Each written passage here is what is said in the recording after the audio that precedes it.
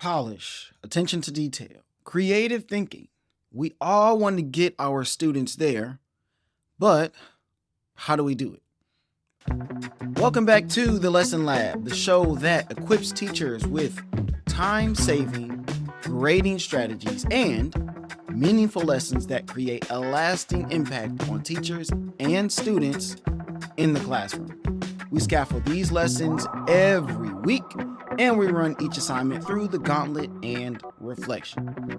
The gauntlet is a 5-question checklist that ensures we're creating impactful lessons and saving time when grading. So our 5 questions are: why is the assignment important? Number 2, what are the goals? Number 3, how does it save the teacher time grading? That's important. Number 4, how is it fun? And number 5, how long should the assignment or project last? The assignment that we're running through the gauntlet today is one of my favorites, the inauguration speech. So, the inauguration speech, the origin of it was just, I want my students to be polished. I want them to pay attention to details and think creatively about the things that they would change about school. Because most people complain about school. And so I go, all right, well, if you could do something else, what would it be then? Then they go, dress code. No more tardies. So this opens up with a president and a vice president, and the kids are over the school, like they can run it. It's not based in reality, because I would get all of the same stuff all the time. So I gotta kind of say, all right, if you wanted to make the school partners with NASA and we're creating astronauts, we're putting everybody on that track, then you could do that. Because I don't want to hear all the same dress code, school lunch, more pep rallies. You get all of the same stuff. It'll be about 12 things over 6 classes, and it will be no fun. So why is this assignment important? Of course, we got to start there. The inauguration speech is made to push them to be creative, but be formal. Everything is completely written. There's no freestyling. Everything should be planned. Also, working with your partner and being mindful of time. Because when you get up and you give a speech as a president or someone in office or giving a campaign, there's not just unlimited time. You can just talk for forever. But you also can't be too short, right? You have a time slot and you have to make it. So paying attention to the details each step of the way throughout this project is imperative. Now, I've talked about some of these details in other projects where we have our outline, we have our presentation, and those are still prevalent here. So question 2 of our gauntlet are, what are the goals? Again, polish and detail. This project gets them to see how hard these speeches can be if they're not paying attention to the details like they should. So needless to say, the lesson works for everyday life. Okay, you have to pay attention to due dates, to the things that you say, the words that you choose. So that's both a long-term and a short-term type of goal, is that detail and that polish and being able to be formal when necessary, because it's not always going to be an informal setting or situation. So number 3 is, how does it save the teacher time when grading? Now, here's where we get into the weeds a bit. So the speech has to be completely written and submitted. And when they practice the speech, they either have enough information to make time, which is 3 minutes and 20 seconds to 3 minutes and 40 seconds, or they don't. So I don't need to spend time dissecting their speech, because if it makes time, it's likely good enough. It likely has enough good elements to be a good speech. So this is more of a glance-headed type of grade when they start to turn in these outlines. And we use the same outline that I've talked about in previous episodes that you can also find on the Paid Teachers website. So the next part is practice. Practice grade is really the same thing because of how our LMS or learning management system is set up, I don't have to, and I never will, watch these practice videos. They're meant to be practice. So I don't expect them to even be really good.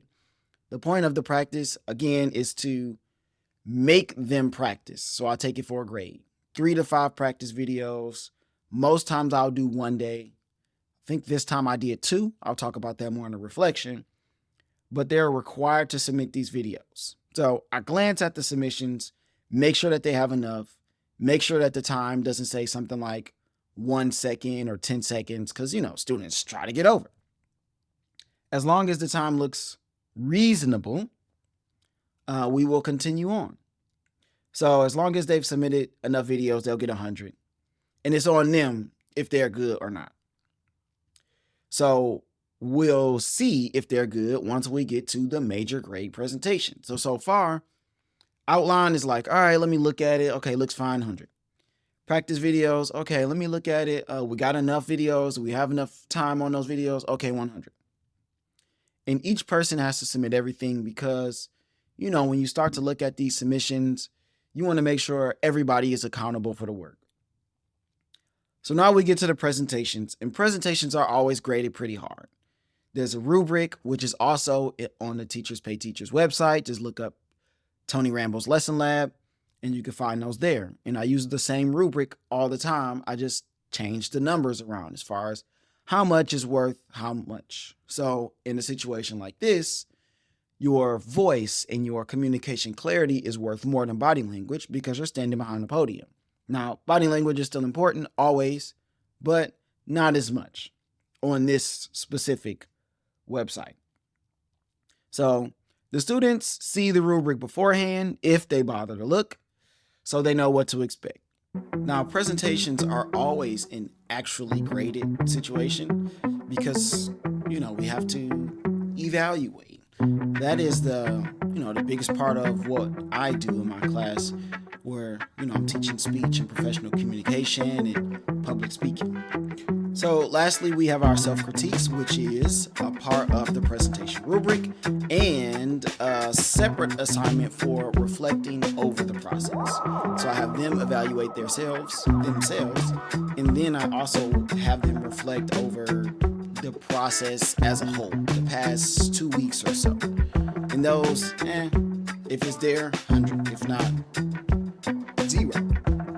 So a lot of what I do is kind of 100 or 0, and then if they turn it in late, then you can take off points there. But the biggest part of the grading is always going to be the presentation because the proof will be in the pudding. If they've done a great outline, if they've had great practice, then their presentation is probably going to be pretty good too.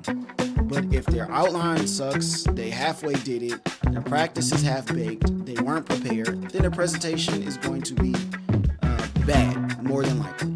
So everything will work out in the wash. So don't feel like you have to meticulously grade every single piece of the way. I just give them the directions and then offer support and different ideas throughout the process. But from there, it's up to them. Let them be accountable and let them come up with great stuff. So the next question is, how is it fun? So I believe that fun comes from relevance, opportunities to create, share, being in groups, and a challenge. So is it relevant? Yes, because it gets them to evaluate how they see school and how they like to make school better. Most of the time, these ideas that they come up with aren't going to be things that they can implement in real life, but sometimes they can. So just being able to evaluate your surroundings, I think, is always going to be relevant. They, of course, get to create. Sometimes they come up with really, really cool stuff. They also have to come up with a campaign poster and a slogan like building better schools, building better lives. There you go.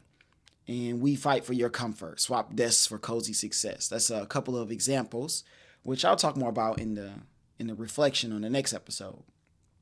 So they do get to share because 100% of this work is going to be presented. So I don't mind them working with other pairs to talk about ideas and to just kind of brainstorm, because I don't look at any of that stuff as cheating per se. Now, if you just steal somebody's idea, that's not going to work. But if you are brainstorming together, oh, this is our idea. Oh, think about this, think about that. Oh, okay, what do y'all have? Okay, think about this, think about that. That's cool. I agree with that. Group size 2. And then I make this challenging by saying no to their ideas. So they'll come up with something. And a lot of time I'm like, well, what does that lead to? How does that build upon each other? Because, in a campaign, you have a big idea and then you have a plan of action. What are the steps that you're going to take to bring this idea to fruition? So a lot of times I'll say, no, that doesn't really make sense with what you want to do. Or how does it make sense? How can you bring things together? What else can you come up with that's going to work towards your big vision? So make them think more deeply about what they want to do by rejecting their ideas. Or at least saying, let's see if we can add more to this. What else can we do with this? So if they're too surface level and they aren't cohesive, then I'm just like, nah, maybe we should go something else. I often say our first idea is not always our best idea. So sometimes it takes, nah, I don't like that, in order for them to come up with the best stuff that they can. And of course, sometimes the first idea is a great idea, so we go with it. And then the last question for the gauntlet is, how long should this assignment be? So the outline should take about 2 or 3 days. And then the visual aid should be about 1 day, because of like Canva, there's all kinds of templates and stuff that you can use. And then we have our practice, which is typically 1 day. Depending on the timeline, I may give them 2 days, because if I'm looking at the practice or I'm walking around and so many people either aren't ready, their stuff's late, practice isn't good, people are still working, what's the point of starting the presentations the next day if I know they're going to be bad?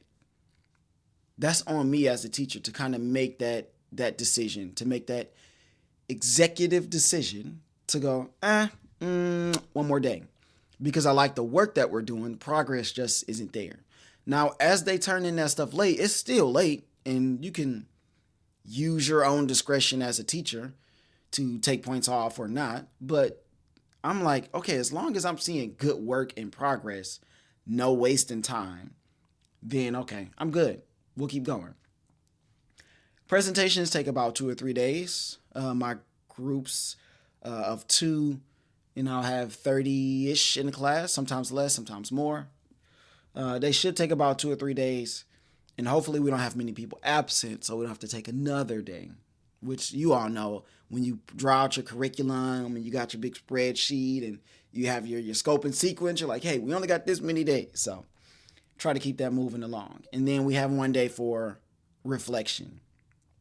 So it's 10 questions, and then they only have to answer 6. You can make your kids answer all of them or make your students do all of them or have less questions, up to you. I'll try to put that in my teachers pay teacher document as well. And then from there, you can look at making it shorter or longer. You can have them take less time. You can have them do more time. I know my dual credit classes do a 6-minute speech. So that just really makes them look more into the details. Accommodations and mods, that's always something that we have to look at. So again, you can shorten time, shorten the number of practice videos. You can have them do just 1 plan of action to go with their theme. You can also curve the rubric, give them more time to speak, give them more time to work. So accommodations, mods, as teachers, that's always something that we have to keep in mind. But these are some ways that you can do it. So it just depends on the student's needs, as always. So that is the inauguration speech project. It takes about 2 weeks. It's one of my favorites, and we focus a lot on polish, attention to detail, creative thinking. I would say those are the three big things. So now, before we get out of here, remember, you can get the resources from this episode and others on the Teachers Pay Teachers website. Just search Tony Ramble's Lesson Lab. I also run a Facebook group filled with fun, supportive teachers called Teacher Triumphs, where we help teachers through classroom burnout together. Let's keep the conversation going there. You can also post assignment ideas there to help out other teachers. The links will be in the description. Until next time, keep teaching, keep learning, and I will see you all on the next one.